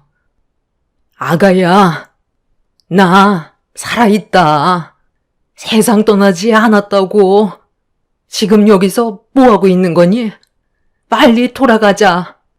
저 정신 나간 놈은 이제 내 아들이 아니다. 경찰에 신고했으니까 곧 우리를 도와주러 올 거야. 내가 지금 어디서 오는 길인 줄 아니? 저놈이 글쎄 나를 깊은 산속 창고에 가둬두고 말도 안 되는 일을 저지르고 있었다고. 네가 장례를 치르고 있는 걸 보니 벌써 저놈이 해선 안 될 짓을 했나 보다. 엄마가 이건 사람이 할 짓이 아니라고 끝까지 말렸는데 결국 이를 저질러? 엄마, 도대체 여긴 왜 온 거예요? 제가 그곳에서 지낼 수 있게 모든 걸 마련해 놨었잖아요. 몇 달만 고생하면 우리한테 큰 돈이 들어오는 건데 전부 망치면 어떡해요? 이게 지금 무슨 말이야? 어머님이 살아계신 것도 충격인데 방금 뭐라고 그랬어? 큰 돈이 들어오니까 몇 달만 고생하면 된다고? 그럼 너는 돈 때문에 이런 일을 저질렀다는 거야? 우리가 먹고 사는데 부족한 것도 아니고 빚도 하나 없이 그동안 금전적으로 여유 있게 살아왔었잖아. 도대체 뭐 때문에 살아계신 어머님을 세상 떠나게 만든 거냐고. 보험금으로 뭐 할 생각이었어? 나랑 이혼까지 생각하고 저지른 이 계획. 네가 원하는 게 있으니까 이런 일을 벌였을 거 아냐? 남편의 머릿속에 계획한 일이 틀어졌는지 말을 이어나가지 못했고 주춤거리면서 저와 거리를 두기 시작했어요. 남편이 도망을 치려 하자 시모를 부축해 주고 있던 한 사람이 남편을 붙잡으라고 지시를 내렸고 같은 회사에 소속되어 있는 높은 분이었는지 그분의 한마디에 많은 직원들은 남편을 에워싸 붙잡고 있었습니다. 알고 보니 시모를 부축해준 사람은 남편의 회사 대표였어요. 장례식장에서 목발을 짚고 걸어 내려오는 시모를 그냥 지나치지 않고 남편의 어머니라는 사실을 전혀 알지 못한 채 대표님이 직접 부축을 해줬던 거였죠. 그리고 한동안 저와 연락이 닿지 않았을 때 남편이 무슨 일을 저질렀는지 전부 다 알고 있었던 시모가 남편이 왜 이런 행동을 했는지 대신 설명을 해줬습니다. 남편은 저와 시모 몰래 절대 해선 안 될 신생 코인에 손을 댔던 일이 있었는데 한순간에 엄청난 돈을 끌어모을 수 있다는 사람들의 소문만 듣고 전 재산을 탈탈 털어 잘못된 투자를 했다가 빚을 지게 된 거였어요. 수습하기에는 금액적으로 너무 크다 보니 해결할 수 있는 방법을 혼자서 찾다가 시모가 생명보험에 가입이 되어 있다는 사실을 알고 보험금을 빼돌릴 고민을 하고 있었는데 때마침 남편 눈앞을 지나가는 한 노인이 시모와 체격도 비슷한데 같은 쪽 다리 하나가 없는 노인을 발견하게 되었고 그때부터 치밀한 계획을 하게 되었던 거죠.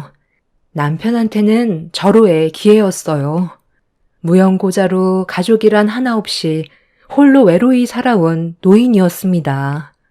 뒷조사를 하면서 노인이 혼자라는 사실을 알게 된 이후 발빠르게 계획을 했던 거고, 시모를 인적 없는 깊은 산속 창고에 숨긴 채 노인을 끌어들여 범죄를 저지른 거였어요. 차량 화재로 인해 온몸이 녹아내렸고 한쪽 다리가 없는 모습에 시모가 아닐 거라고는 전혀 의심을 하지 않았습니다. 남편은 장례식장에서 들어오는 부의금과 시모의 생명보험으로 많은 돈을 잃어 손해를 봤던 금전적인 부분을 회복시키려 했던 거였어요.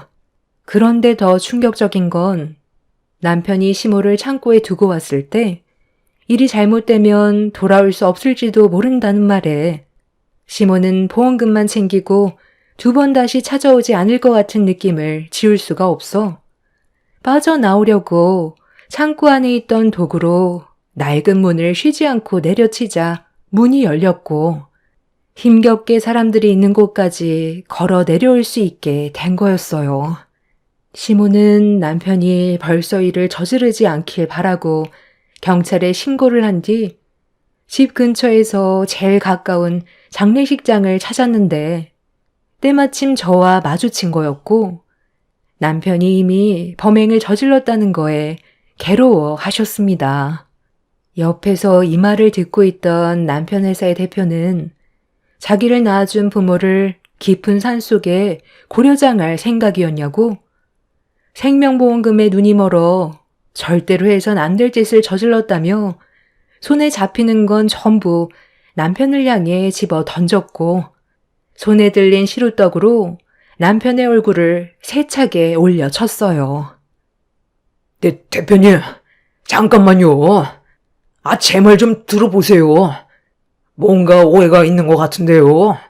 제가 보험금만 노릴 생각이었다면 무연고자 노인네를 이용하진 않았겠죠. 저는 생명보험금만 받으면 저희 엄마는 다시 모시고 올 생각이었어요. 아무리 쓰레기라 해도 저를 낳아준 엄마를 해할 정도로 바닥은 아니라고요. 어차피 무연고자 노인네. 장례 치러줄 사람도 없을 텐데 이렇게 떠나면 좋은 일 하나 하는 거고 장례까지 해결해주니 제가 좋은 일 하는 거죠. 어차피 세상 떠나는 거 좀 더 앞당겼다 생각하면 되잖아요. 엄마, 제가 창고에서 뭐라고 했어요? 계획에 실패하면 데려오지 못할지도 모른다고 했지. 엄마가 창고에서 세상 떠나게 방치할 거라곤 말한 적 없었잖아요. 너 말 참 웃기게 한다. 아까 나한테 뭐라고 했어? 나랑도 이혼하고 혼자 보험금 탄 돈으로 새 인생 살 거라고 하지 않았어? 내가 그런 쓸데없는 곳에 돈 투자하지 말라고 그랬지? 버는 사람보다 잃는 사람이 훨씬 많다고 그냥 이대로 조용하게 살길 원했는데 결국 일을 이렇게까지 크게 만들어? 다 너 때문이야. 차라리 그냥 너도 데려가서 그 차에 같이 태워보내 버릴 걸 그랬다. 그 입 좀 어떻게 다물 수 없니? 지금 일이 얼마나 심각해졌는지 알아? 나 때문에 사태가 심각해진 거야? 네가 그 돈 때문에 저지른 범행으로 인해 이런 문제가 생긴 거고 많은 사람들이 피해를 봤다고. 저기 경찰 오고 있네. 하는 행동 보니까 아직 뭘 잘못했는지 전혀 모르고 있는 것 같은데 옥살이 하면서 네가 저지른 행동에 대해 깊이 생각하고 무고하게 돌아가신 그 노인분과 어머님께 평생 사죄하는 마음으로 뉘우치며 살아. 알겠니? 경찰들은 남편을 연행했고 시모도 추가적인 조사를 위해 같이 경찰서로 가게 되었습니다. 그리고 안치실에 있던 시모가 아닌 무연고자였던 노인분은 수사에 대한 결정적인 증거라 장례는 잠깐 미뤄지게 되었죠. 시모와 똑같이 한쪽 다리가 없는 상태에서 혼자 외로이 살아왔던 그 노인분이 사람의 손길이 얼마나 그리웠으면 남편의 게임에 넘어가 범행의 대상이 돼서 세상을 떠나시게 된 게 너무 마음이 안 좋았어요. 남편은 결국 자신이 저지른 범행에 대해 전부 인정을 하게 되면서 수사는 끝이 났고 무용고자였던 그분은 최대한 예를 갖춰 장례를 무사히 끝낼 수 있게 되었습니다. 그리고 남편은 징역 25년을 선고받게 되었죠. 사람의 악함은 한도 끝도 없다더니 자신이 원하는 걸 얻기 위해 치밀한 계획을 세우고 조금의 죄책감 없이 행동을 옮겼다는 거에 너무 큰 충격을 받았어요.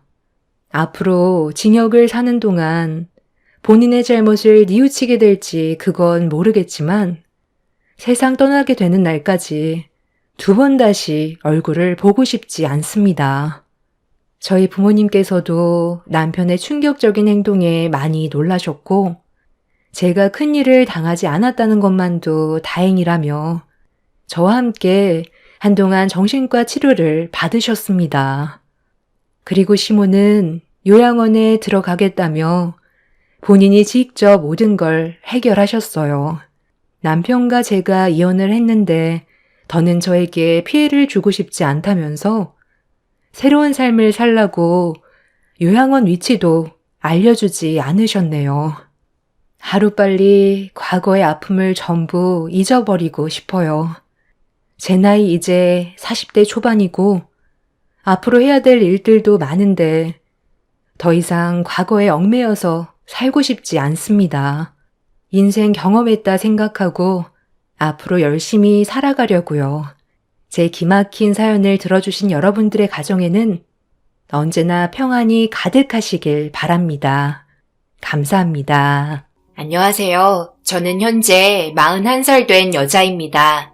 제가 여기에 사연을 올리게 된 이유는 어젯밤 제 꿈에 나타난 한 사람 때문에 한숨도 못 자고 너무나도 괴로워 그때의 사건에서 벗어나고자 이렇게 글을 써내려 갑니다. 여러분들께서 제 사연을 들어주시고 위로해 주신다면 정말 많은 도움이 될 것 같네요. 지금으로부터 벌써 10년이라는 시간이 지났습니다. 짧으면 짧다고 할 수 있는 시간이긴 하지만 저에게 있어서 6년이라는 시간은 너무나 길었어요. 기억하기도 싫고 살기도 싫었던 날이었네요. 남편과 만나고 나서부터 제 삶의 이야기는 시작됩니다. 누구나 그렇듯 마음이 맞아 연인 사이가 되었고 결혼까지 하게 되었어요. 저에게 정말 잘 대해줬었죠.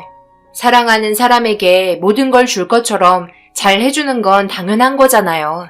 그래서 신혼 초까지 저희의 관계는 꿀이 떨어질 정도로 너무나 좋았습니다. 많은 사람들의 부러움을 살 정도로 행복한 날들을 보냈어요.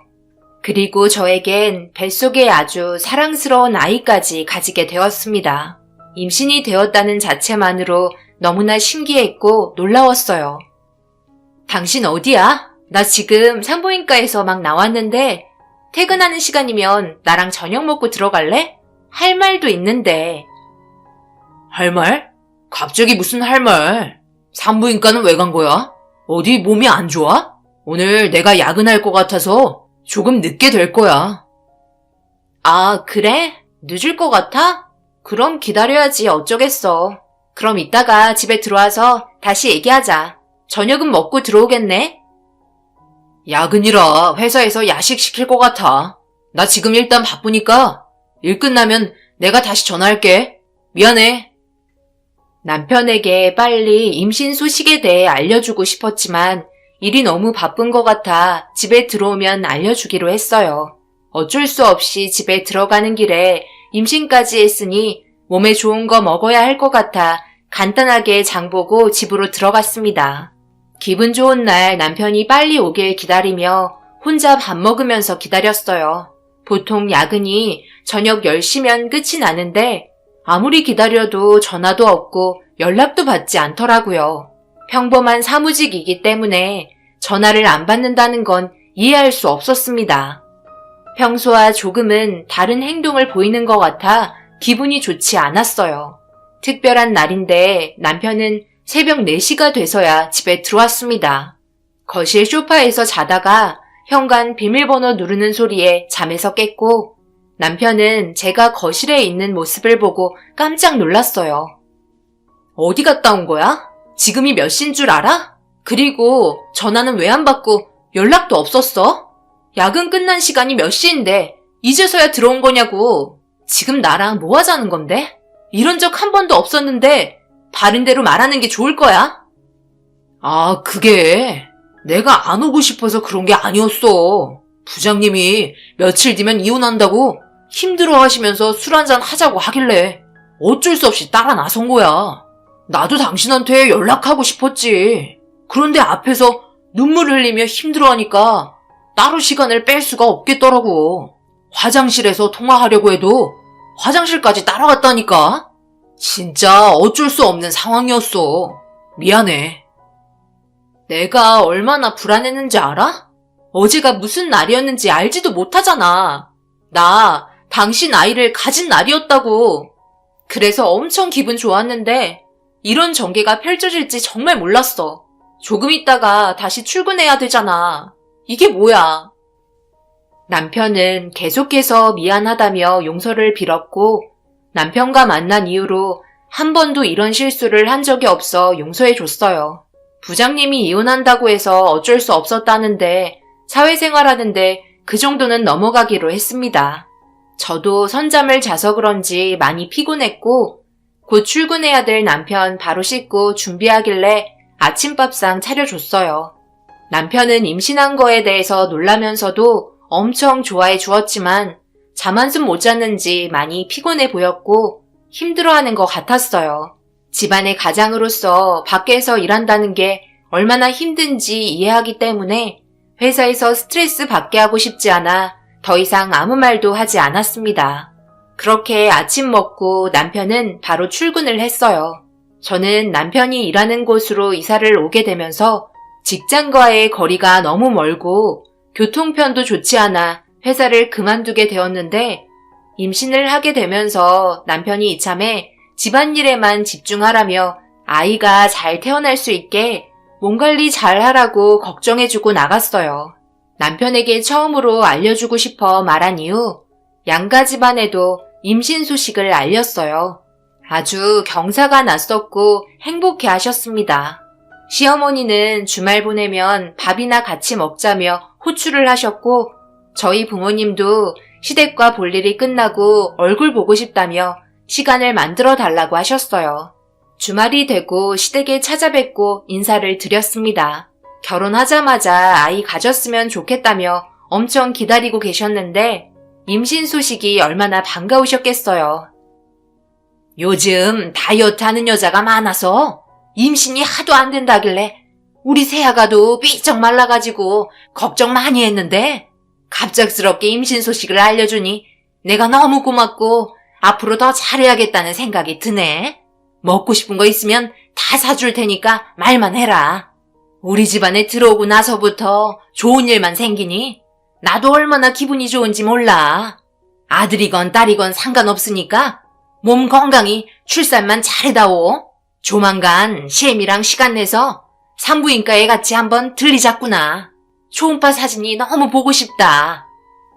어머님은 아들에 대한 집착도 없으셨고 아이만 무사히 출산해주길 바라셨습니다. 어머님의 착한 마음씨가 너무 좋았어요. 그렇게 거의 매주에 한 번씩은 어머님과 시간을 보내며 초음파 사진도 같이 보면서 점점 배가 불러오는 모습을 같이 봤습니다.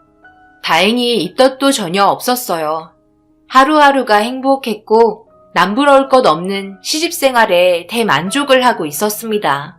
시간은 멈추지 않고 계속 흘러가면서 배가 산만해졌고 진통이 찾아오기 시작했어요. 그리고 드디어 출산의 고통을 겪으며 잘생긴 아들을 출산하게 되었습니다. 어머님은 아들, 딸 상관없다고 하셨지만 마음만큼은 그게 아니었는지 초음파 사진을 보며 성별 힌트를 주었을 때 아들이라는 힌트에 엄청 좋아하셨는데 우렁찬 아이의 울음소리를 들으시더니 눈물을 흘리셨고 그토록 보고 싶어 했던 손자 얼굴을 보면서 너무 기분 좋아하셨어요.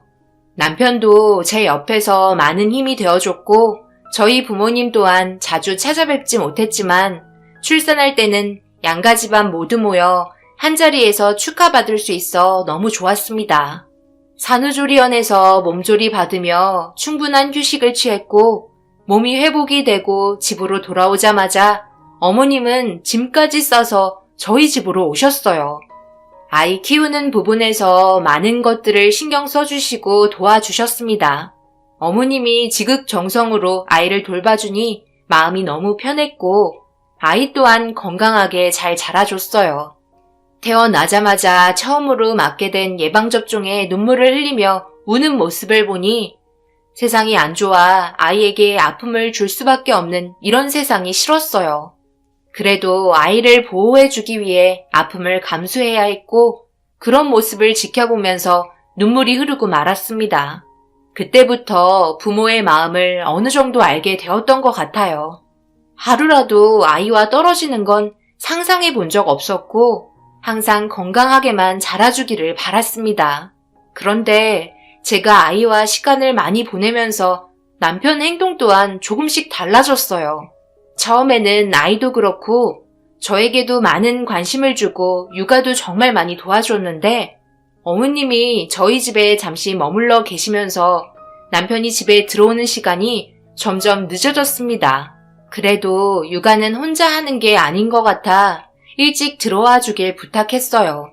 하지만 남편은 아이를 출산한 직후부터 거의 매일을 야근하다시피 했고 직원 한 명이 그만두면서 그 자리를 자기가 메꾸게 되었다며 새벽까지 근무를 하기 시작했어요. 연장 수당도 크지 않아 월급에 티도 안 나는데 이렇게 생활하는 건 아닌 것 같았어요. 그래서 남편과 진지하게 대화했습니다. 그런데 대화를 하던 도중 이상한 점을 발견하게 되었어요. 당신이랑 결혼한 지 얼마나 됐다고 벌써부터 이렇게 지내는 건 아니지. 아무리 직원 한 명이 그만뒀다고 당신이 전부 그 일을 맡아서 하는 건 아니란 소리야. 이렇게 사는 게 맞는 거라고 생각해? 지금 삶을 봐봐. 당신은 점점 초췌해져 가고 나는 육아에 지쳐있고 어머님은 며칠 전에 몸살까지 나셨잖아. 당신이 야근해서 월급이 달라진 것도 아니고 이럴 거면 차라리 일자리를 다시 알아보는 게 좋을 것 같다는 생각이 드는데 이 문제는 나 혼자 개인적인 생각이 아니라 양가 집안 전부 다 똑같은 의견을 주셨어. 그러니까 당신도 진지하게 지금 하는 일에 대해서 생각을 해줬으면 좋겠어. 우리 모두 편하자고 잘 다니던 회사를 그만두고 다른 곳을 알아보라고? 그게 말처럼 쉬운 줄 알아? 그러다 일자리 제대로 구하지 못해서 쉬는 날이 더 많아지면 그때는 어쩔 건데? 왜 이렇게 생각이 없어? 그래도 회사에 노력한 만큼 승진도 빠를 테고 플러스 요인이 많을 텐데 왜 지금 당장 힘든 상황만 보는 거지? 나는 그렇게 할 수 없어. 지금 회사에서 나에 대한 기대가 얼마나 큰 줄 알아? 지금 당장 힘들다고 앞으로 더 올라갈 수 있는 좋은 위치에서 그만두는 건 아닌 것 같다. 그러니 더 이상 아무 말 하지 마. 그런데 당신 잠깐만 있어 봐봐. 셔츠에 목이 쓸렸어? 피멍 같은 게 들어있네? 옆에도 그렇고 이런 게 수면 부족으로 인해 나타나는 증상이잖아. 맨날 야근하니 좋아질 일이 있겠어? 당신만 생각하면 안 돼. 집안의 가장이 건강하게 버티고 있어야 집안이 산다고. 남편의 목에 이상한 피멍이 2군데나 있었어요. 목에 있는 걸 발견하자 제 팔을 툭 치며 신경 쓰지 말라고 피곤하니 먼저 씻고 눕겠다며 자리를 피했습니다. 생전 처음 보는 흉터를 보게 된 이후 점점 더 많은 것들이 눈에 띄었어요. 씻고 나온 남편의 등에도 목에 있던 흉터와 똑같은 게 있었고 아무래도 그동안 야근 일 때문에 피곤해서 올라온 것 같아 물어보기라도 하려고 등에 있던 흉터 사진을 찍은 다음 남편에게 보여줬습니다. 남편은 뭘 그런 걸 찍냐며 저에게 화를 내기 시작했어요. 항상 밝게 웃어주며 나밖에 몰랐던 남편이 너무나도 낯설었고 적응이 되지 않아 걱정 또한 많이 되었습니다. 그런 시간들이 반복이 되면서 남편과 저와의 사이는 점점 불안해졌고 튼튼할 거라고 생각했던 결혼 생활은 점점 무너지고 말았어요. 그래서 답답한 마음에 친구와 통화를 하던 도중 남편의 문제를 털어놓았는데 자기도 사진을 보고 싶다며 전송 좀 해달라고 부탁하자 아무 생각 없이 남편에게 남아있던 흉터 사진을 보여줬어요. 그리고 그 순간 친구에게 엄청난 사실을 듣게 되었고 손발이 떨릴 정도로 엄청난 충격을 받게 되었습니다. 그리고 친구의 말에 따라 일을 진행했고 남편의 뒷조사가 끝나고 퀵배달이 저에게 건넨 서류 봉투 안에 있던 사진들을 꺼내서 펼쳐보는 순간 결국 주저앉고 말았어요. 남편은 매일같이 회사에서 야근을 하던 게 아니었어요. 저 말고 다른 여자를 만나고 있었고 몸에 난 흉터 또한 그 여자와 나눈 사랑으로 인해 생긴 상처였습니다. 너무나 충격적인 사실을 믿을 수 없었어요. 손발이 부들부들 떨렸고 눈에서 눈물은 멈추지 않았습니다. 결국 이 문제를 어떤 식으로 해결해야 할지 몰라 친구와 만나 변호사 사무실에 갔어요. 일단 모든 증거물을 최대한 확보할 수 있을 때까지 모아두는 게 법정에서 유리하다고 하셨어요. 그래서 남편의 모든 생활을 촬영했고 저 몰래 만나는 여자의 정체까지 알게 되었습니다. 남편이 다니는 회사에서 같이 근무하는 직원이었고 나이도 저보다 젊은 여자였어요. 준비도 모두 끝난 상태에 남편은 자신이 철저하게 숨기고 있다고 생각하며 지내고 있었죠. 정말 한심했습니다. 자신은 평소와 똑같은 모습으로 지내고 있다 생각하며 저에게 대하는 모든 부면이 소름이 돋았어요. 그렇게 아무렇지도 않은 척 연기하면서 헤어질 날만 손꼽으며 참아왔습니다. 그런데 다음날 남편이 출근하고 저에게 또 하나의 퀵이 전달되면서 엄청난 사실을 알게 되었고 결국 꾹꾹 눌러왔던 분노가 터지고 말았어요. 남편과 그 여자와의 사이에 있어선 안 될 존재가 태어나게 되었고 제 아이보다 어린 것 같아 보였어요. 넘지 말아야 될 선을 한참 넘게 된 사진 속의 남편과 그 여자는 저와 처음 결혼했을 때처럼 서로 사랑스러운 눈빛을 주고받고 있었습니다. 결국 남편이 새벽에 집에 들어오고 나서 난리가 나게 되었어요. 아직까지 안 자고 있었어? 나 기다리지 말고 일찍 자라고 하니까. 그러니까 피곤하지. 아이 보는 것도 힘들어하면서. 걱정하는 척 하지 마, 더러운 놈. 이거나 봐봐. 당신이 그동안 어떤 행동을 하며 다녔는지 내가 다 알고 있으니까. 남편 얼굴에 그동안 모아두었던 자료 복사본을 던졌습니다. 남편은 당황한 듯 서류 봉투 안에 있던 자료를 꺼내보았고 충격받았는지 들고 있던 자료를 떨어뜨리더라고요. 어떻게 알게 된 거냐며 당황스러운 눈빛으로 저를 바라보았고 그런 남편에게 다가가 얼굴에 손찌검을 하고 말았습니다. 그리고 그 순간 안방 문이 열리고 모든 사실을 듣게 된 시어머니는 갑자기 이게 무슨 말들이냐며 엄청난 충격을 받으셨어요. 어머님도 이 사실을 알아야 될 것 같아 아기 봐달라고 부탁했었고 안방에서 아기 재우면서 모든 내용을 듣게 되었던 거죠. 그렇게 남편에게 천천히 걸어가 바닥에 떨어진 모든 자료를 하나하나 살펴보시더니 목덜미 잡고 쓰러지셨습니다. 그리곤 온 집안이 난리가 나게 되었죠. 시부모님은 자기 집안에 있을 수 없는 일이라며 남편을 가만두지 않겠다고 엄청나게 화가 나셨어요. 저희 집안도 그동안 믿고 있었던 남편의 모습에 배신감을 느꼈는지 실망한 모습을 보이고 계셨습니다. 하지만 남편은 이런 상황에서도 자신의 잘못을 인정하지 않고 그녀에게 푹 빠져 있었어요. 그녀의 아이와 행복하게 살고 싶다며 법적으로 처리해준다고 짐까지 싸고 집을 나갔습니다. 잘못했다고 무릎 꿇고 빌어야 될 사람이 되려 강하게 나오는 모습을 보니 이해하기가 너무 어려웠어요. 결국 남편과 이혼을 하기 위해 지금은 폐지가 되었지만 그때 당시 간통죄가 성립이 되었기 때문에 고소를 진행 준비 중이었어요. 얼마 뒤 법적인 처벌을 받아야 될 사람이 되려 당당하게 나왔고 보란듯이 그녀와 더욱더 끈끈하게 지내는 모습에 참을 수 없는 분노를 억누르지 못해 폭발시켰다가 너무 혈압이 올라 그런지 남편의 멱살을 잡는 도중 쓰러지고 말았습니다. 그리고 한참 뒤 눈을 떴을 때 저는 응급실에 있었고 제 앞에 앉아 계신 분은 저희 부모님이었어요.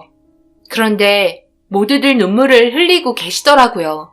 아무래도 제가 쓰러진 것 같아 마음이 아프셔서 그런 건지 많이 괴로워 보이셨습니다. 그런데 엄마가 이상한 말을 꺼내기 시작했어요.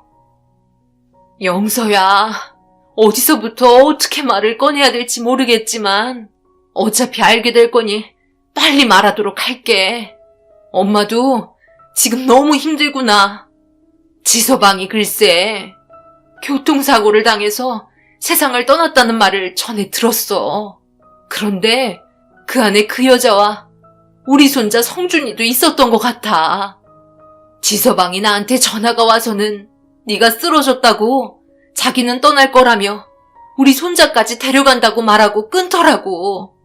그래서 급하게 119에 신고한 다음 너희 집으로 향했는데 너는 쓰러져 있었고 손자는 집에 없었단다. 아무래도 아이까지 자기들이 데려가서 키우려고 한 것 같았어. 그래도 자기 자식이라서 그런지 애정이 갔었나 봐. 하지만 그렇게 하지 말았어야 했어. 지서방의 결정이 되돌릴 수 없는 결과를 가져왔고 차량이 교통사고 나면서 전복이 되었는데 차가 뼈대만 남아 다 타버렸대. 그 안에 모두 다 타고 있었던 것 같아. 이를 어쩌니? 용서야, 정신 차려라. 저기요. 우리 애가 쓰러졌어요. 도와주세요. 엄마의 말을 듣고 있다가 제 아이까지 세상을 떠났다는 충격적인 말에 그 자리에서 실신을 하게 되었고 얼마 뒤 다시 눈을 떴을 때 엄마가 한 말이 전부 꿈이고 거짓말이길 바랬습니다. 믿고 싶지 않았어요. 다시 그때로 돌아가고 싶었습니다. 현장에서 발견된 건 제 아이의 신발 한 짝뿐이었고 모두 다 형체를 알아볼 수 없을 정도로 심각한 상태로 떠나고 말았어요. 불과 몇 시간만 해도 저를 보며 밝게 웃어줬던 제 아이와 작별을 하게 됐다는 게 너무 믿기 힘들었고 더 이상 살고 싶지 않았어요. 살아야 될 이유가 없었습니다. 남편은 저에게 상처만 남기고 떠난 것도 모자라 아이까지 데려갔다는 거에 너무 원망스러웠어요. 장례를 진행하면서도 믿기지 않아 몇 번이나 실신을 했고 그렇게 의미 없는 삶을 살아가기 시작했어요. 하루하루가 저에겐 곤욕이었고 잠을 잘 수가 없었습니다. 눈만 감으면 제 아이가 꿈에 나와 저를 불렀어요. 얼마나 아팠을지 생각하면 가슴이 미어져 왔습니다. 제정신이 아닌 상태로 살다 보니 1년이 지나고 3년이 지나고 6년이 지나 버렸어요. 이 정도 지났으면 어느 정도 현실을 인정하고 살아갈 수 있을 거라고 생각했지만 그렇지 않았습니다. 그때나 지금이나 제가 느끼는 고통은 똑같았고 머릿속에서 떠오르는 순간 눈물은 멈출 수가 없었어요. 엄마는 매일 저희 집에 찾아오셨고 더 이상 자기 딸이 아픈 모습을 보고 싶지 않았는지 저를 보며 눈물을 흘리시더니 애원하기 시작했어요. 이제 그만 잊자. 잊어버리고 새 삶을 시작하는 거야. 벌써 6년이라는 시간이 흘렀잖니. 언제까지 이렇게 살 거야? 산 사람은 살아야 할 거 아니니. 엄마도 부모인 입장에서 자식이 이런 모습으로 있는 게 얼마나 가슴 아픈지 아니? 이제 그만 놓아주고 다른 곳으로 이사 가자. 좋은 기억 남아있지 않는 곳에 머물러 살다 보면 너까지 문제될 것 같아 엄마는 하루하루가 불안하기만 하다. 이렇게 부탁할 테니 제발 다른 곳으로 이사하자. 엄마가 도와줄게. 엄마, 그렇게 할 수가 없어요. 금방이라도 내 아이가 들어올 것만 같아요. 저 방문만 보면 우리 아이가 누워있을 것 같고 기저귀 갈아달라고 칭얼거릴 것 같아요.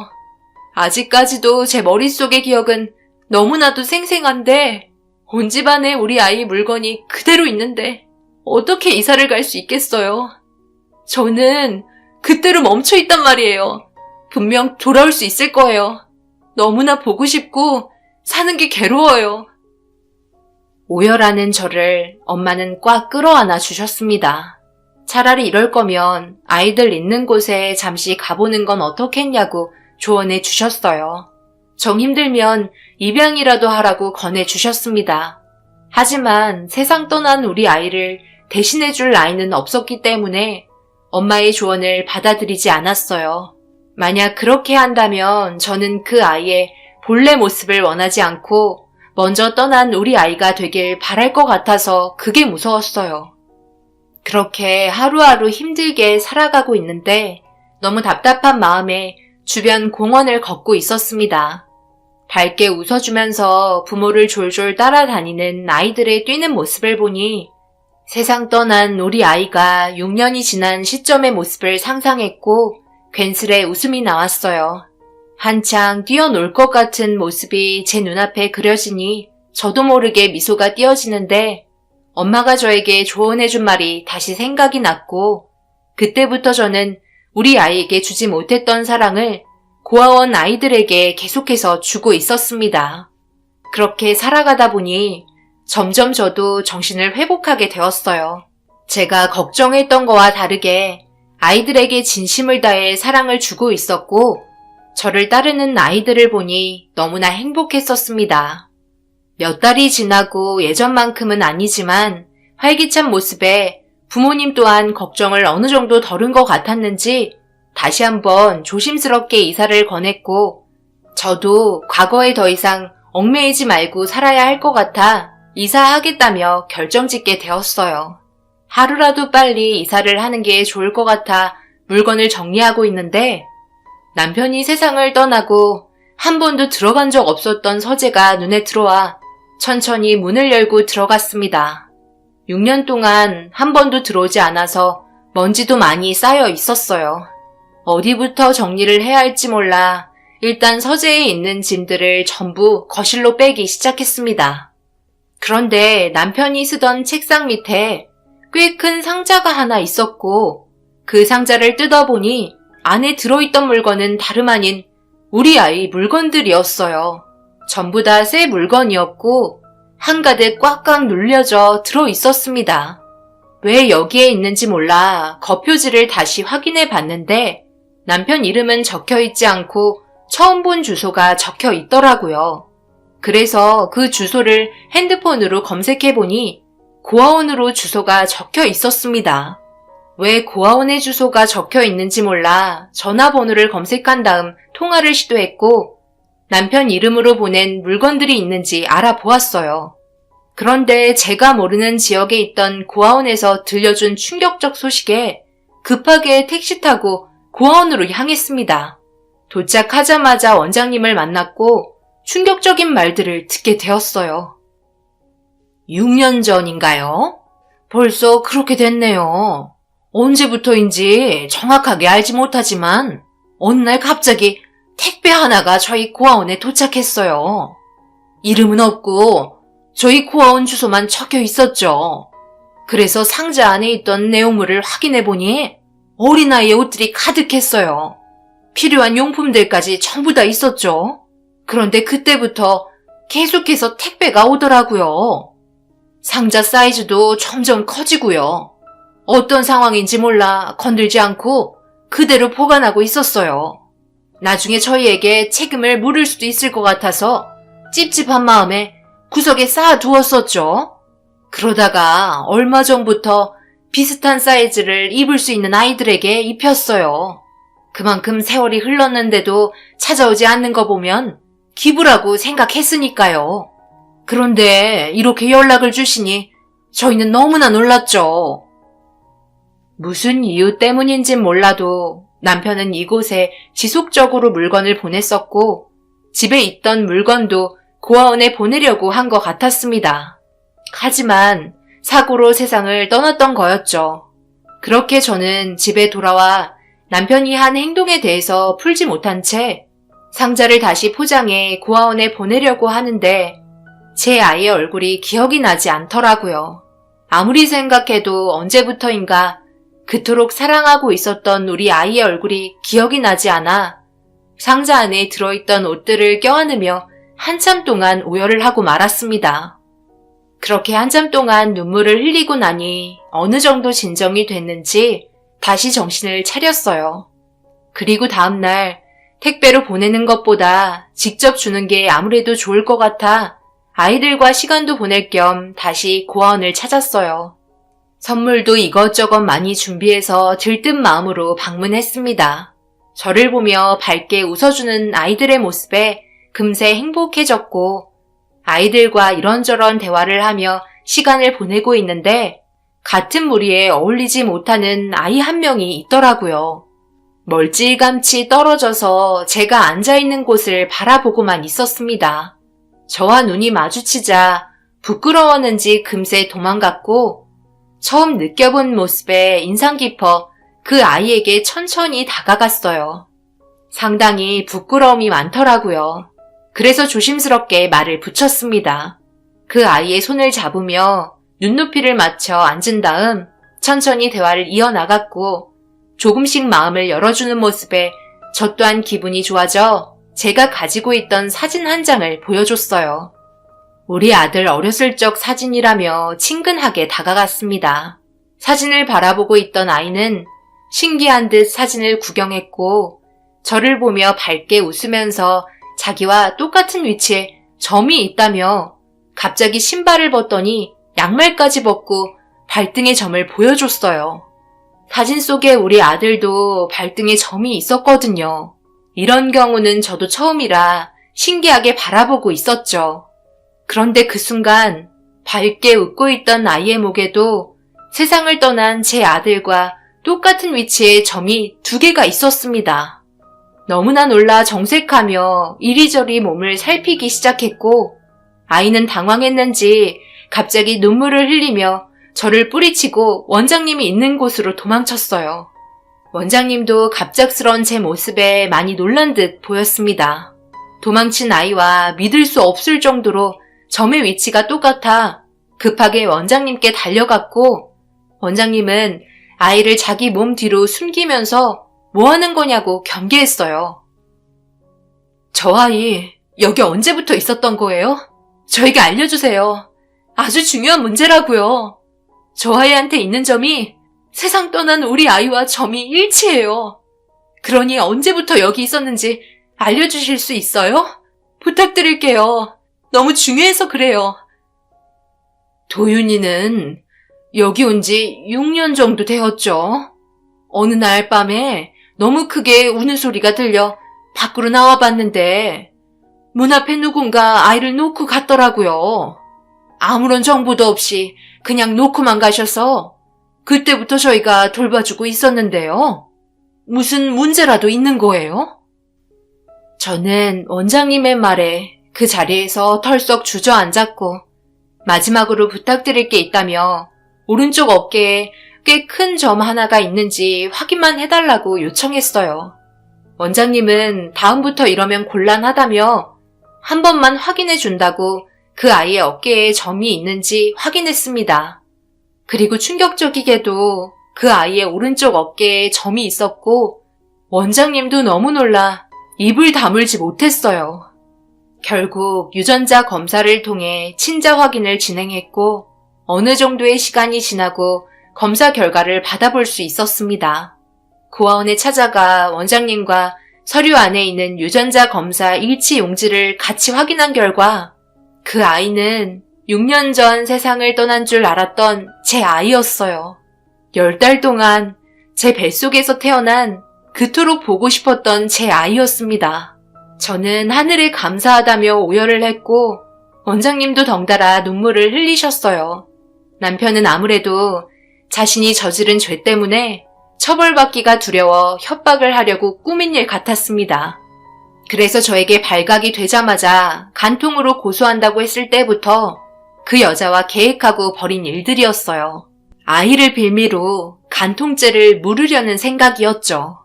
아마 저한테 발각되기 전부터 고아원에 지속적으로 물건을 보내며 계획을 한 것 같았고, 그래서 제가 쓰러졌을 때 그때를 기회 삼아 움직였었고, 아이를 고아원에 맡기고 돌아오던 도중 교통사고가 난 것 같았습니다.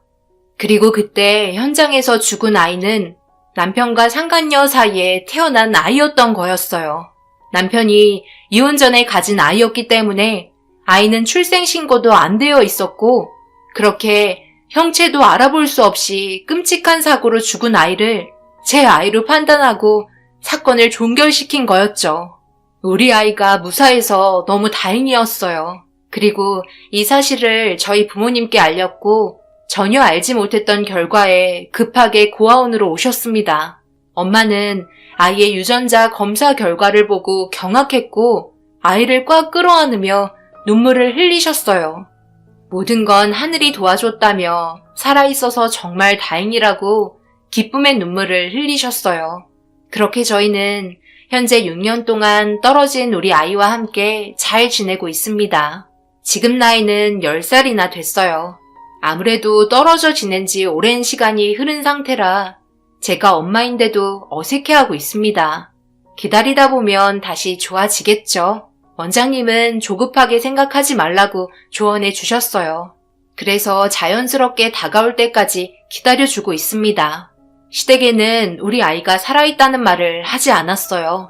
남편이 세상을 떠나고 더 이상 시댁과 연락을 하고 지내지 않았거든요. 굳이 연락할 필요는 없다고 생각해요. 아이에게 좋은 기억만 남겨주고 싶지 쓸데없는 말이 들어가는 걸 원치 않거든요. 지금 현재 제 옆에 잘 지내고 있지만 아직까지 그때의 기억이 너무나 충격적이었는지 쉽게 지워지지가 않아요. 그때의 일들이 가끔 꿈에 나오기도 합니다. 그래서 여기에 사연을 신청했고 여러분들께 위로의 말과 힘이 되는 응원의 한마디 듣게 된다면 도움이 좀 될 것 같아 제가 겪었던 일들을 다 털어놨습니다. 앞으로 행복한 꿈만 꿨으면 좋겠어요. 감사합니다.